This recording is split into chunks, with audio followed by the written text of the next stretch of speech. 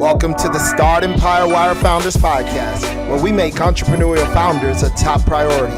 Each episode features risk takers, business builders, community shapers, institutional and government supporters in our local startup ecosystem. Tune in weekly to hear all about what's happening with the movers and the shakers of Southern California's Inland Empire and beyond. All right, ladies and gentlemen, welcome back to the Founders Podcast. This is a podcast where we are profiling and bringing you the who's who of the Inland Empire startup ecosystem. Today, we are with an entrepreneur who is here locally in the Inland Empire, and he's, just got so much to share with us. I'm just going to let him start from who he is, where to grow up, and then we're going to go in depth to, some of his other things and talk about entrepreneurship in general. So, who are you? Thank you very much for the opportunity to be on your show today. I always welcome that to support you. I want to thank you for coming. Your audience, and you do a phenomenal job in helping us spread the word of what we have available here in the Inland Empire. I think oftentimes the IE, as we call it locally, right, doesn't get the credit it deserves for what we have out here, right? So in our ecosystem. So Barry, I want to first acknowledge you thank you for having this podcast, this platform, because it definitely makes a difference. But a little about myself is that I really come from an entrepreneurial family. My pops for most of my life ran his own business, whether a general contractor or a real estate appraiser and inspector. So I always knew entrepreneurship was in my blood. My mom for many years had her own daycare center, so she watched kids. So I kind of grew up in a house where I saw, creating your own personal economy was kind of par for the course, right? And obviously, they still taught the value of education. So I went to college, got a couple degrees and different things, but I always knew that at some point I was going to work for myself.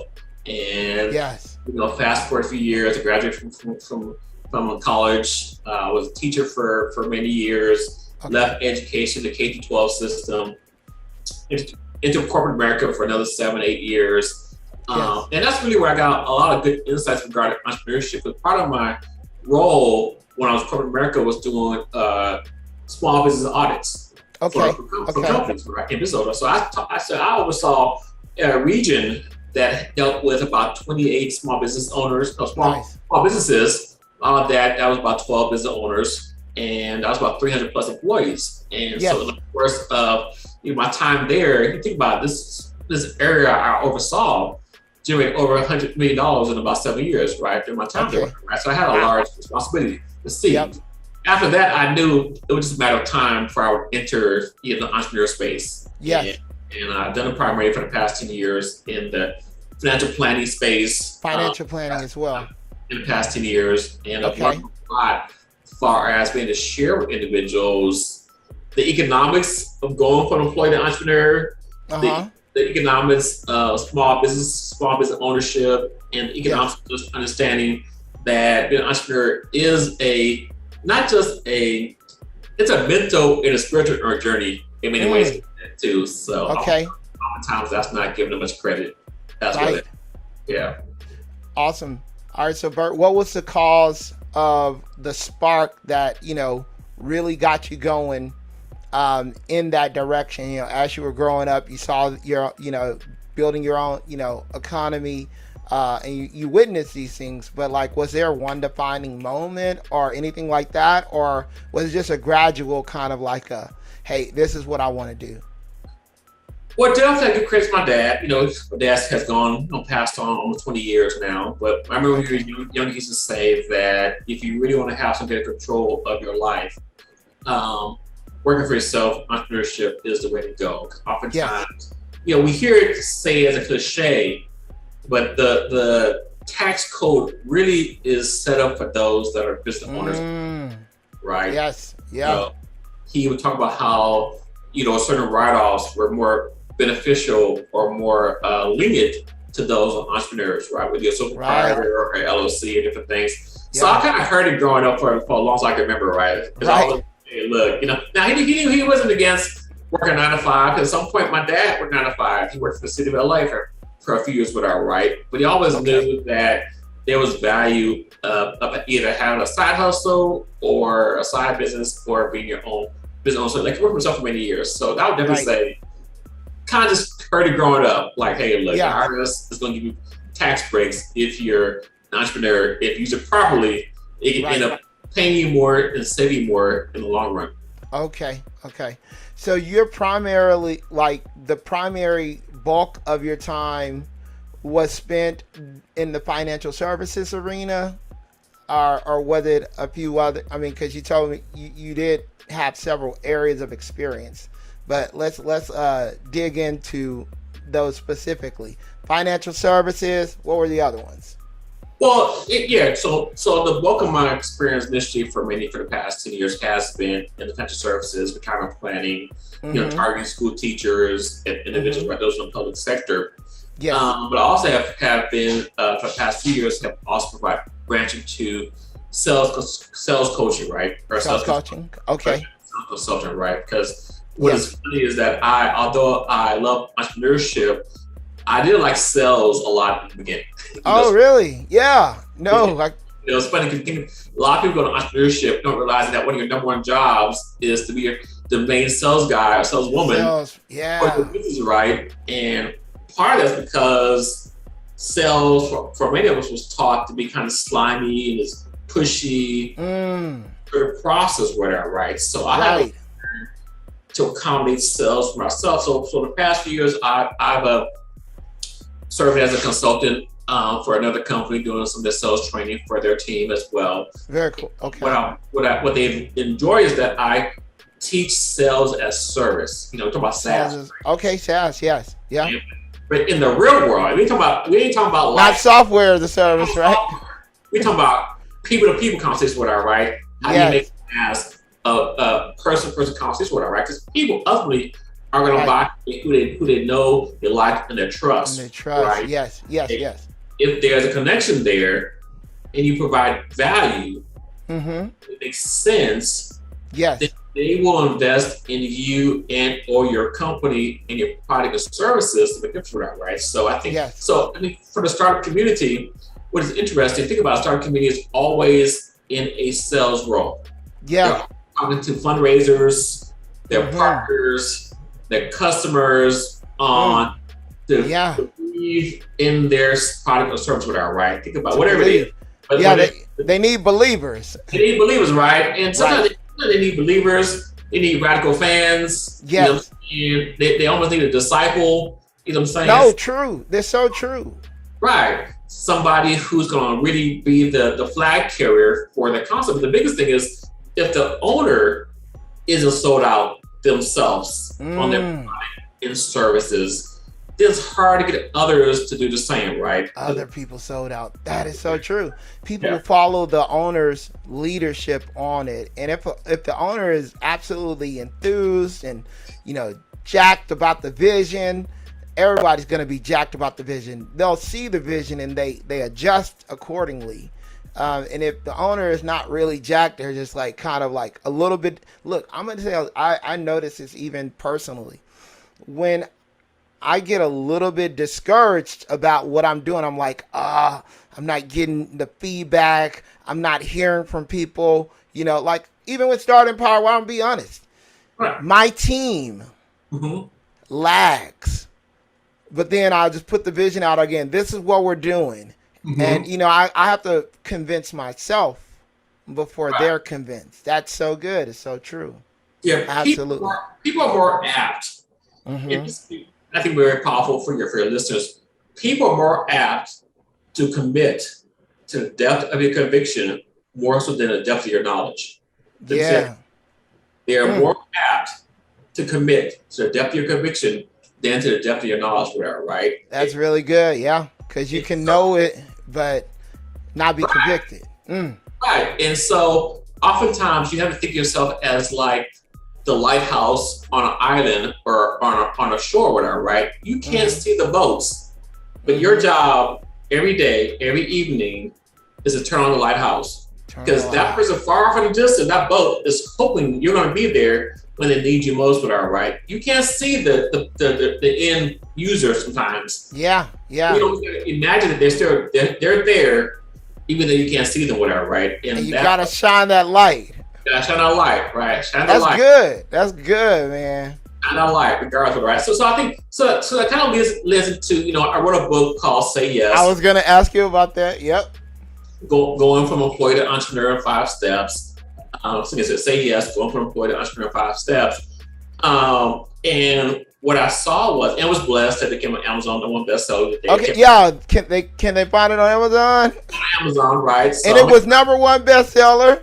It came out, so I'm excited about that. So they get a workbook. They also get a workbook as well as attached with the information there. Yeah. But the goal was that we had to share that this journey from employee entrepreneurship or entrepreneurship in general, depending on where people's lifestyle is a journey.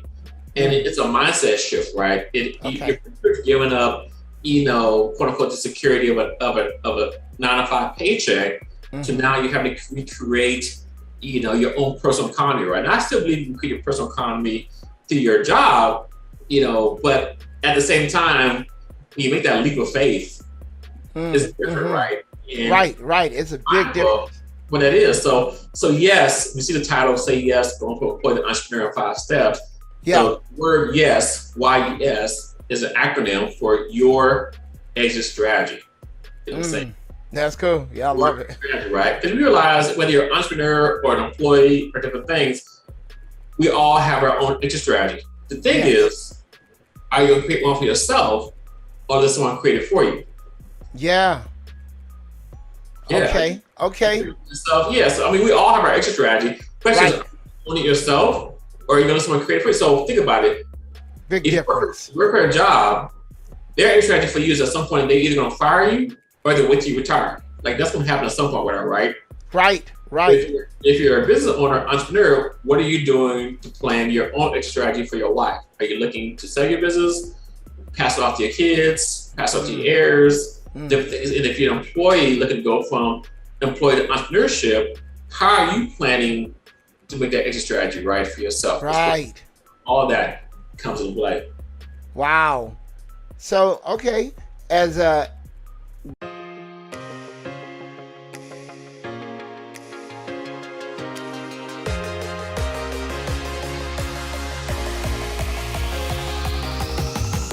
The Inland Empire startup ecosystem industry is tremendously fragmented.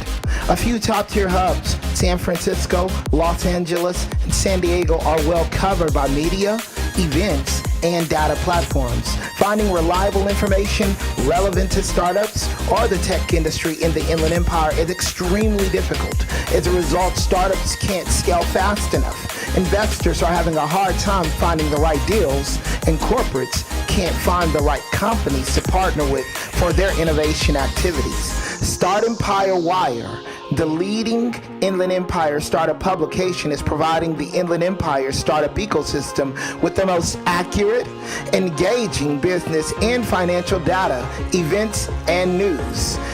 Our reach of entrepreneurs, C-level executives, angels, VC investors, startup employees, key management at innovative corporates, and big tech is the solution for your B2B or B2C needs. As we build out our platform, we're looking for partners. This is your opportunity to get in on the ground level.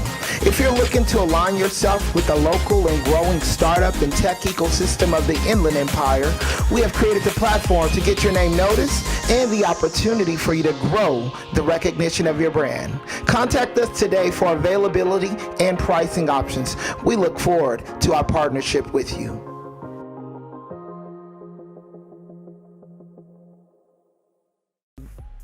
As an entrepreneur, I see more autonomy, than being your own employee, or than being employed by someone else. But someone might say, is it worth it, Bert? Is it worth the struggle? Is it worth the long nights to become an entrepreneur? Do you talk about that in the book? Yes, and I'm very transparent. I don't believe everybody's meant to be a full-time entrepreneur. Yes. And I think, we've seen this shift in the past probably easily 6-7 years where you have what I call celebrity social media entrepreneurs with our right. You know what I'm Hustle saying? culture. Yeah. Culture, Yeah. it looks sexy. You know what I'm saying? Yeah. For those who've been watching this right now, listen to this. There was a time when if you consider an entrepreneur, it means you couldn't get a job. Right. No, it's true. You were unemployable. It was like, well, I couldn't get a job, so I'm just talking about my business, right? Right. So there's been this shift of this entrepreneurship culture, and we need to be mindful of that. We don't make it as like the end all be all for Yes. this. Right. With that, I'm going to go back to answer your question. With that being said, if you are happy at your place of employment and it fulfills you and it satisfies your needs and your wants and what you desire, I still believe it is beneficial to have another source of income. Now, whatever that is, right? So it could be the business you create. I believe the most dangerous thing you can do nowadays, for the most part, is to have a single source of income. Single source of income, right? Or to have a skill set that is not going to be marketable at any particular season of life or economics. Whatever, right? So think about it. We are at the time of recording. You know, we've had two quarters of GDP are negative officially. So I would define it as a recession. Right. But depending on your marketable skills, it may not fit. If you don't have skill set that can be marketed in this current economy, you're still technically at risk. That's right. To your original question about whether or not entrepreneurship is worth it, I think if that's something you're meant to be and you see value in that, yes, it is worth it. And there's nothing like being stretched and pulled. It is a faith walk manifested in ways you can't even imagine, right? Wow. So you're like walking on water, huh? It is, because it is almost alchemy incarnate, right? I love it. Alchemy incarnate. You're trying to create something out of nothing. Yeah. And if you believe we've been viewed with the power to create or made in a higher image, do you understand that ultimately your job as an entrepreneur is to take a concept, that's so good, idea, and being able to manifest it and get enough people to buy into it that it manifests in real life. You know what I'm saying? I'm gonna say this too. There's a term, rainmaker. Right. And that I'm gonna say that one term, it's like one of those things that probably a couple of months back, I started writing an article about it, because being a rainmaker is part of entrepreneurship. It's kind of like entrepreneurship at the next level though, right? Yeah. Because, the rainmakers that's who the village depended on, it's kind of like magic. So alchemy incarnate, and then magic working. We associate all of these ethereal terms with it because it's like, okay, like it just seems so spectacular, but should it be seen that way? Well, that is that's such a deep question, Various. Right. One of the things that I struggle with is, especially in the age of social media, right, is I think we only show the highlight reel of entrepreneurship. Yeah. We show the big deal. We show the laptop lifestyle, whatever, right? Right. We show us traveling or different things, whatever, right? Maybe we're going first class, right? Whatever. Right. You may show us at an event. One of the things I realized happened a couple years ago was somebody was saying, Bert, I want to, I'll watch you. I admire you. I want to be able to do the same thing. Yeah. And I had two ways to respond to that. One is, I guess, said thank you, feed my ego. You know what I'm saying? Like, here's somebody who saw me as a role model. Right. I had to take a much more higher level of responsibility. I had to say, look, I'm sorry. I'm sorry, because here's the thing. It means what you've only seen has been the highlights, and I have not shared enough of the drawbacks or negative side of entrepreneurship.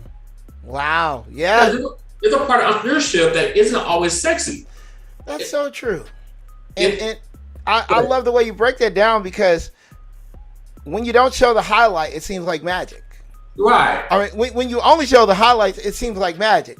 But when you show the failure, the disappointment, like, the long hours, it makes it seem like, okay, this is real, because Go ahead, Barris. I'm sorry. Yeah, Go ahead. I was just thinking like you don't know what it is until you're in the grind. But then like you know you got your good days where you're up, you're really high, you had some awesome successes.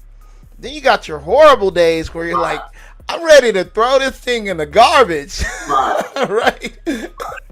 So tell us about it. I mean, I love the way you break that down. Well, because of what the danger of, I call it social media entrepreneurship. That's a phrase I'm gonna use to describe it as. Okay. Highlight reel is that we don't show the landmines, and so when people begin to see, they see entrepreneurship like a lottery ticket. Okay. Like a lottery ticket, right? If I go in, right, I'm gonna buy a lottery ticket, I'm gonna hit my magic numbers, power, right, and boom, I'm instant successful, right? Hit the jackpot. Right. If it doesn't happen overnight, they feel let down or let astray. No one understands, the time of when you have planned for a big client and they fall through, or no one understands. Yeah. I know in pre-COVID world, we would go see. You might drive 100 miles to talk to somebody, post, and then they're not there, or they change, right? Or times when you needed that sale, either make payroll or pay your personal bills. Yes. Or you hope, like sometimes things are gonna come through.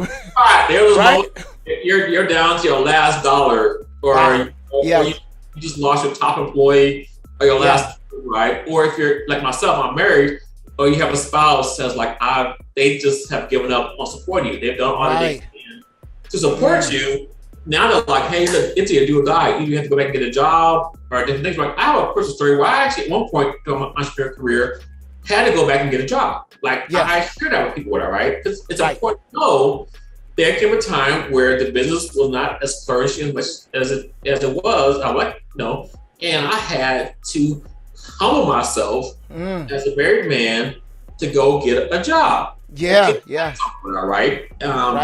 And some would say it slowed down my progress, but what I realized now in hindsight, that test is someone else's testimony, because now I can share with somebody, hey, look, I know what it's like when you're on the hunt for your dream and it's not as fast as you would like, right? So I think that's where the danger of social media entrepreneurship, this new entrepreneurship culture, is that we don't show enough the bad side. It's not going to get as many clicks. Right. No, absolutely. Likes, what I'm saying? No one's really going to share it. What I'm saying? No, you're right.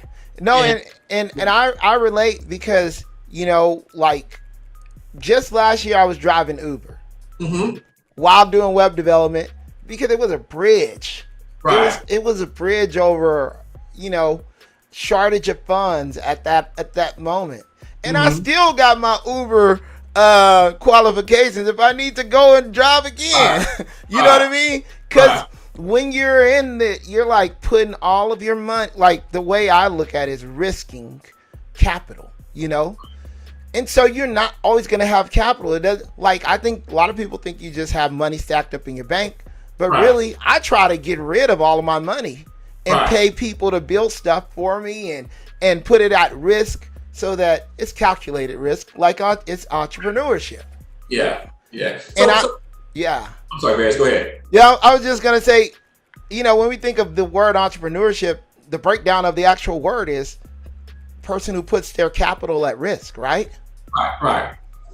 So part of that is, part of risk management and things I've seen on the other side, from the financial planning side, is knowing how to properly manage your capital, right? So yes, because you got the financial management side of it. How do you navigate, your capital so you're doing what's best for your household? Now, it's never going to be the right time. It's never going to feel comfortable to risk capital, whatever, right? But you can try to, as much as possible, minimize your personal overhead if you're planning to make this exit strategy or into entrepreneurship, ideally. But that's not always the case. You do what you can, right? You do the best you can. But understand that no matter what happens, you're going to take this risk. Now, here's something to think about when it comes to entrepreneurship for those of your listeners, is that if you have a passion or a desire or a purpose to enter this space, the startup space, entrepreneurship space, whatever it is, I would argue the biggest risk isn't your capital. Okay. What do you think the biggest risk is? What do you think the biggest risk is, Various? Time? Close, got another guess? Okay. The only other thing I would think is my sleep. No. But, so what I think, if you have a burning desire or a passion or a purpose, right, you want to, especially when into this space, start a space, I believe the biggest risk for any person is the risk of regret. Ooh, I love it. No, that's true. Yeah. That is so good, because that's a huge motivator as well, right? Right. You'll never be able to go back and figure out what could have been if you were a little bit more bold, if you were a little bit more ostentatious, if you were a little bit more focused. You know, that's so true. I love it. Yeah, because you never know. So one of the mindsets people are entering the entrepreneurship startup space is ask, okay, let's play out the worst case scenario. Right. What does that mean? If you're single and you're by yourself, that may mean humbling yourself. If the worst was to happen, you lost almost everything, right? Does that mean having to ask your friend, can I sleep on your couch because I've lost everything, whatever, right? Right. Humbling yourself to move back in with mom and dad, whatever, right? If that's you know what I'm saying? Or if you're married or have a significant other, does that mean that, you may have to put your dream on hold, go get a job, you know what I'm saying? Or does it mean that your household, if you're in a relationship, has to really downsize everything, and maybe you had a house and you go down to a one-bedroom apartment, right? So if those are the worst case scenarios, those can do one of two things. One is you're gonna say, okay, if this is the worst case scenario, I can handle that, which is fine. Or that's gonna be such a powerful motivator to keep me going that I am not ever gonna let that worst case scenario happen to keep going, all right? So the thing is, we all know our time on this planet is limited.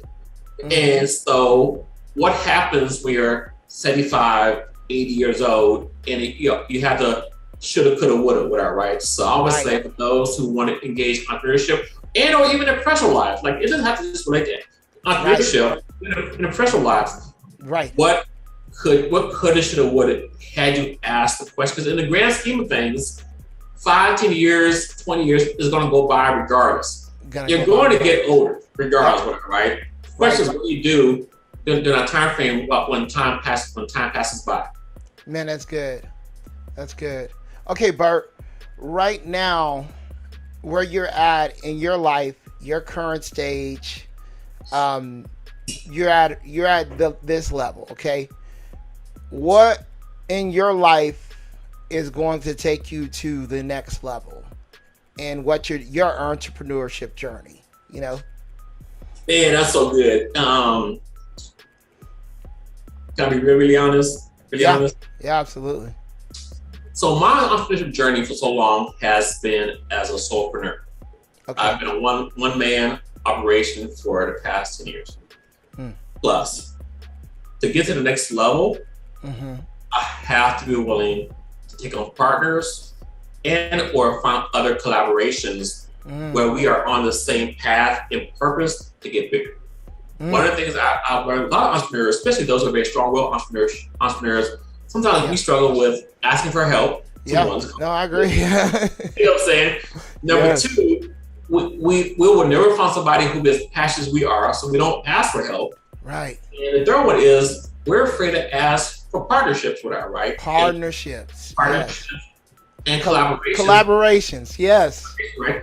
And so we have to be one. So part of it is the shift of going from being a self-employed person, depending where you are in your journey, realizing the value of the team. A team will always run faster than one person. Will always run faster and longer when somebody's running by themselves. Come on. Right?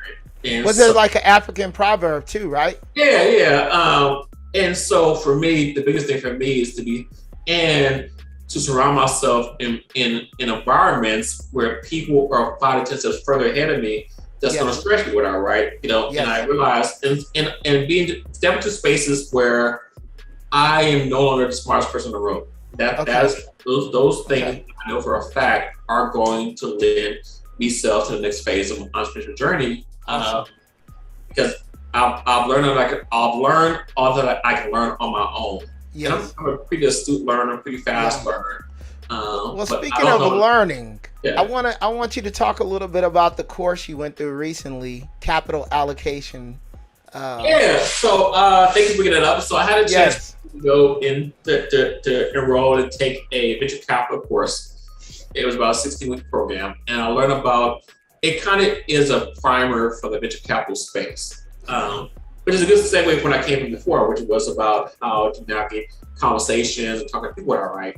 Yeah. I laugh because when I was in the course, as you can tell, Cameron had a little more gray hair and a lot of my classmates. So a lot of classmates probably could have been my son or their younger sibling, whatever, right?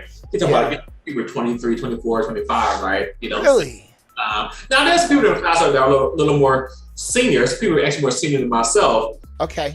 But what I learned in that is same thing, mentorship, exposure, right? As an entrepreneurship, are we constantly stretching ourselves to get exposed to things, opportunities that we never knew about, right? You talk about people, now I'm sitting in a class where they're talking about 7-figure and 10-figure deals like they're having cake, having a croissant, whatever, right? You know, that level of monetary conversation, it made me a little nervous, whatever, right? Some really smart people in class. There was a person in my class who has a double PhD, one in biochemistry and one in chemical engineering, just because, right? Wow. And so you're going, well, I'm not the smartest person in the room anymore. But what was fascinating about this?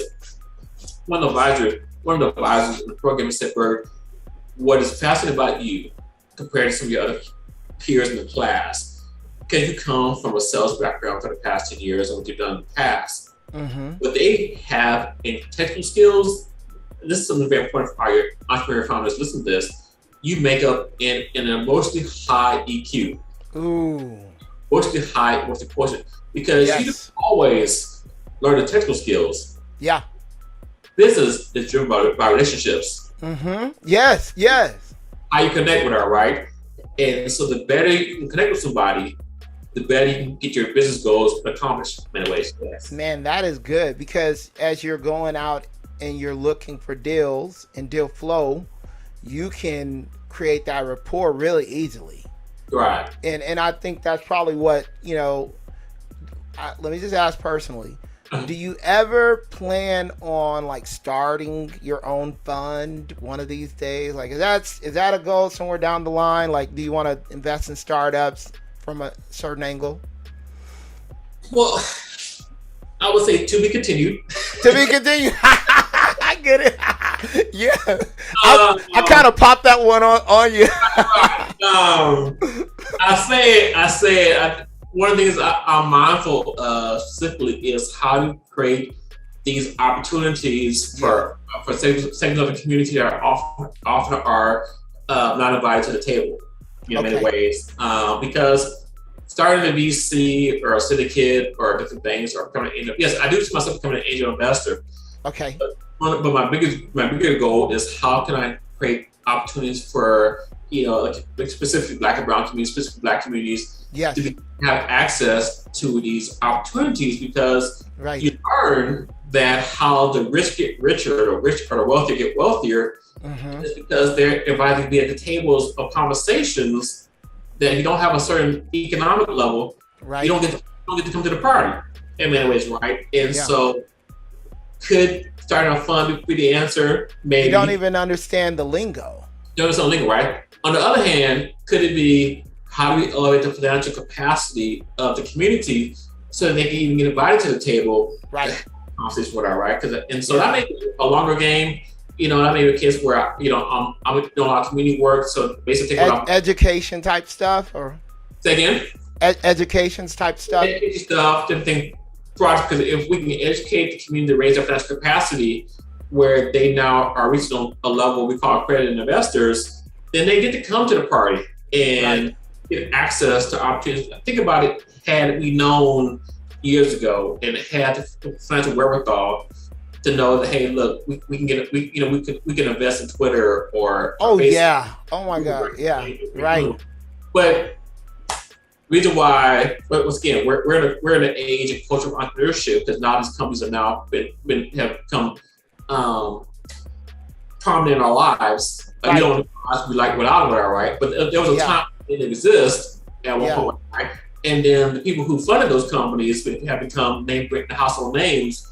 Right. Well, I think isn't venture VC relatively new as well too? I mean, like it's just a new kind of a financial vehicle that was just. I mean, how long has it been around? That I'm not sure, but I would say when I was in class, it's been around probably like 30, 40 years. But think about it, people have always invested in businesses. True. It just might not have been as formalized, right? Yeah, they were like angels, right? Right, angels. Or Patreons, yeah. Yeah, or let's say, maybe a family member say, hey, I believe in your ideal son, I'm going to give you part of your inheritance early. So I think investing has always been around into other businesses, but the formalizing now, probably been around 30, 40 years. 30, 40 years. That VC companies really is an asset class. We say it again. It's an asset class, yes. It's an asset class, right? So when somebody invests in your company, they want their money back 3 to 5, 10 times over, right? That's something. Right. That's true. It's not free money. It's not free money, nope. And you might get an angel who will drop, $1 million on you or something, but at venture capital, no.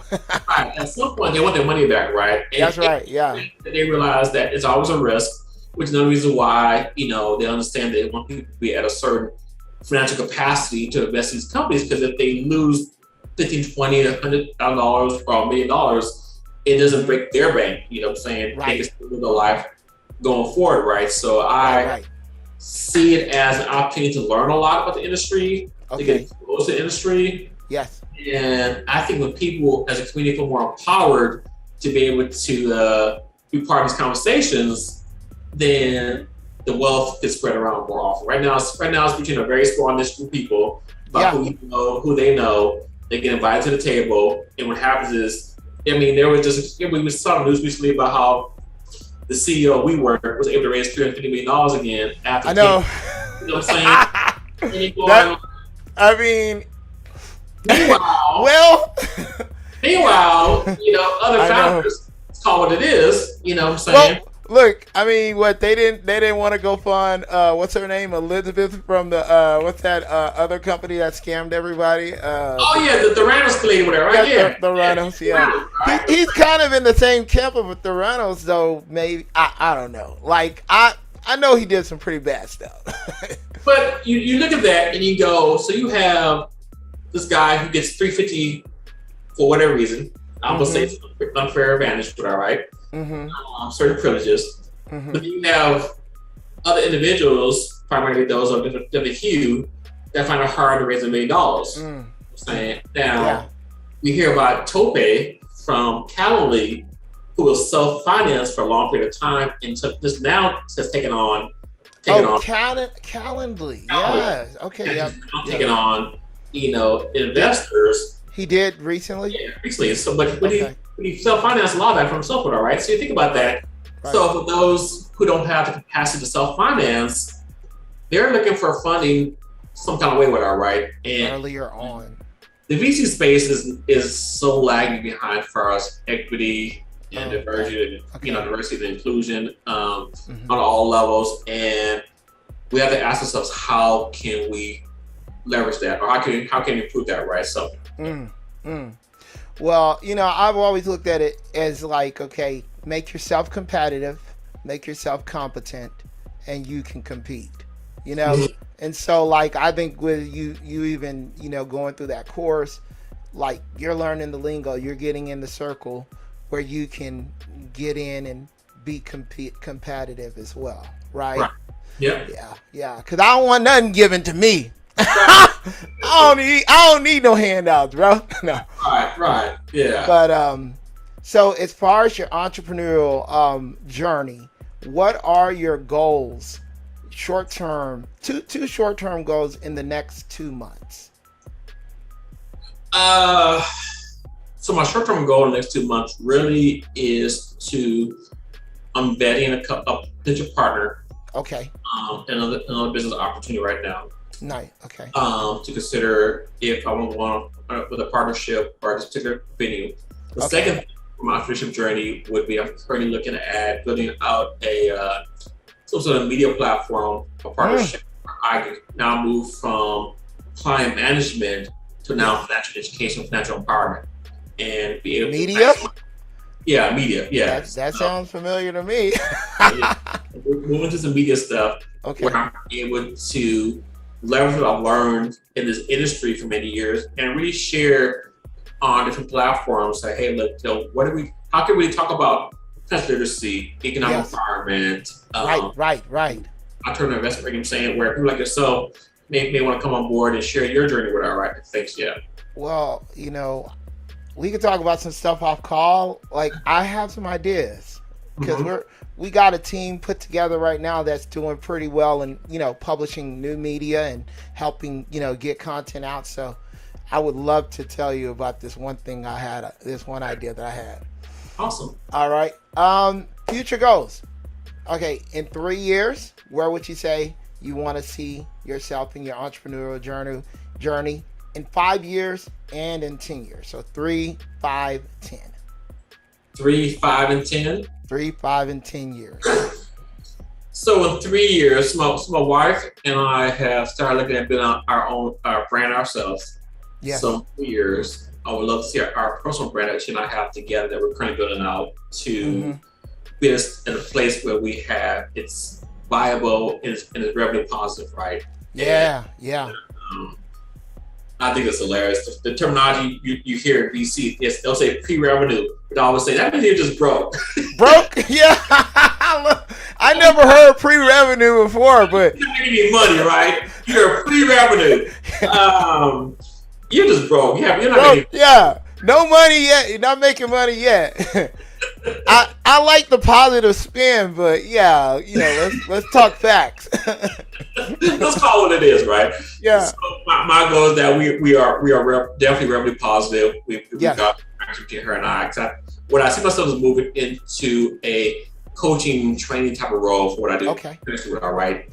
Nice. And so I think in 5 years that I have a team of associates / partners that now we are building out a financial education platform legitimately. That now we can have a much larger appeal and reach in many ways. Okay. So part of my goal, I always want to become like the Jim Rohn / Zig Ziglar financial education for our community, whatever, right? That'd be great. That level of outreach. I love that, dude. That we need that. Yeah. Yeah, so to have that level of outreach where I can combine some real world experience combined with different things. And so my mission, hopefully, is that the next 5 to 10 years, leading to a 10-year goal, is that I'm able to help create an additional 100. Now, it's the first time I say it out loud. This is a BHAG, okay. Goal. Yeah, I love it. Okay. But it scares me, so we'll say it. So my goal would love to have 1,000 new Black families apply as accredited investors. Wow. Let me give the math. That's being an accredited investor requires that you make over $200,000 a year as a single person for the last 2 years, or $300,000 as a married couple. So if you get to 1,000 people, now we're at almost several $100 million, if not a couple $1 billion of income potential within the community. Right. Yes. Now you have access to private placements or Reg D opportunities that now they can sit across. And so I say, hey, look, let's invite this segment of our community into an investment fund. Okay. That way, when now people, if a Black person wants to start a VC fund, they're not having to go knock on an institutional investor's door. Okay. They can knock on the community and say, hey, look, the community can now drop in $50,000 to $100,000 or $1 million in different things. So that is my big heritage goal, my legacy, to say, hey, I've created enough of a educational platform that the community is able to now go forth and be able to have a significant level of wealth development in the community. Wow, that's awesome. Okay, so where can people find you at? Online, offline, everywhere? Instagram, Facebook, LinkedIn. How do they connect with you? Yeah, so the two main things I'm on is LinkedIn. So Bert Wright on LinkedIn is pretty good, self-explanatory. That's the biggest thing. I'm pretty active on there. You can catch me on Twitter as well, and then also from Instagram. So it's probably the two biggest things you can find me there. I stay pretty active on those on either platforms. Occasionally posts there, educational posts, financial posts, even some lifestyle posts. You can catch on with it too. I try to stay engaged on those platforms. Not quite on TikTok yet. No TikTok? Okay. I heard. It's all the new hotness, man. Everybody wants you to be on TikTok. Well, it's one of those things where you realize if you use it right, you don't see it as social media, but see it as business social. Right. It makes sense for all right. Why I think people get discouraged because they see it as like this inefficient use of time. But I think you see it as a business strategic move. It makes sense, right? And that's right. That is why there's a disconnect with all right. But I would say at the end of the day, I always say I call myself a social entrepreneur. Okay. My final thoughts here, as wrap things up here. Absolutely. I'm a social entrepreneur, and I am a community activist. Yes. And entrepreneurship is my tool of choice to make change. Yes. Say that last part again. I call myself a social entrepreneur. I'm a community activist at heart. Yes. And I choose to use entrepreneurship as my tool of choice to create change in my community. I love it, man. And I would say this, entrepreneurship is just like a blessing for everybody, right? Like if you're poor, it don't matter who you are, and you learn entrepreneurship, you connect with people, you can pull yourself out of that poverty, right? Yeah. Like that's why I can't understand a person who would not want to be an entrepreneur. But like you said, everyone is not going to be an entrepreneur. It's true. Some people are going to be employees. Right. Bert, I really appreciate you for coming on this podcast. Where can people find your book? Amazon.com. You can go to the book. It's called Say Yes, Going from Employee to Entrepreneur in 5 Steps. Amazon.com. You got a paperback, or you can get on Kindle. You can also, when you get the book, you can also download a workbook from the book as well. That goes over like 15 pages on exercises you can do from the book. So it's not just a book you can read. It's real short. You can read it in probably about an hour and a half, and you can do the exercises as well. So Say Yes, Going from Employee to Entrepreneur in 5 Steps on Amazon.com. I'm fishing in the dark right now, but do you happen to have another book on the way? Anytime soon? Yes, okay. I don't know. Okay, cool. You actually right on point. Awesome. I don't have the title yet, but I am working on a second book right now as we speak. So, but if people follow you, then they'll know when you release it. So Correct. Follow Bert. Connect with him online, ladies and gentlemen. Once again, thank you for watching the Founders Podcast. We publish these podcasts every Tuesday and every Thursday of every week. We're trying to put out the content to let you know who's who in the Inland Empire startup ecosystem. Go ahead and like the video, click the bell, subscribe, and share with like 3 or 4 people. Once again, thank you for coming, and we are out. Peace.